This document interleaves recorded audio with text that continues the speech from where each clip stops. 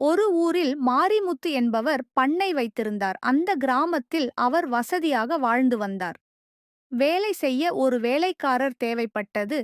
வயல் வேலைக்கு ஆள் இருந்தால் சொல்லுங்கள் என்று பல பேரிடம் அவர் சொல்லி வைத்திருந்தார். திடீரென ஒரு நாள் என் தோழி வேலையால் தேவைப்படுகிறது என்று கூறினாள். என்னை அந்த நபரிடம் அழைத்து செல் என்று கூறினேன்.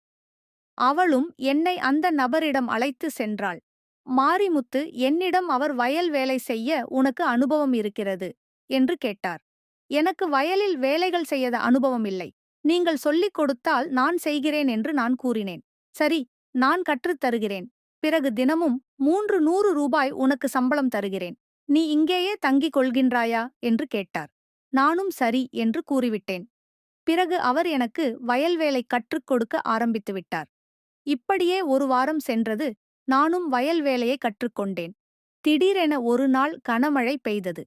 மழையில் நனைந்தபடி வயலில் வேலை செய்து கொண்டிருந்தேன்.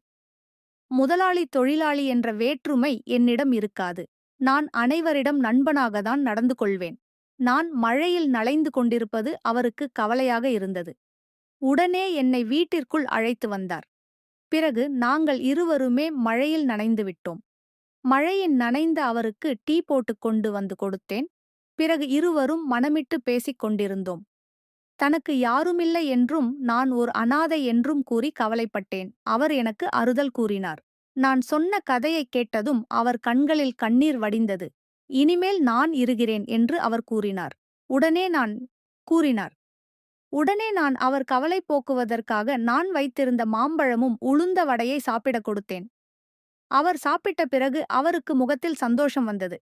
பிறகு அவர் மாம்பழமும் உளுந்த வடையும் சாப்பிட்ட பிறகு ருசியாக இருந்தது. சாப்பிடக் கொடுத்ததற்கு நன்றி சொன்னார். பிறகு அவர் தினமும் மாம்பழமும் உளுந்த வடையும் சாப்பிடத் தருவாயா எனக் கேட்டார். நான் உடனே சாப்பிடத் தருகிறேன் என்று கூறிவிட்டேன். அதற்குப் பிறகு அவர் தினமும் சம்பளம் 1000 ரூபாய் கொடுக்க ஆரம்பித்தார். இருவரும் நல்ல நண்பர்களானோம். நான் அவருடனே இருந்துவிட்டேன். இந்த கதை பிடித்திருந்தால் லைக் மட்டும் சப்ஸ்கிரைப் செய்யுங்கள்.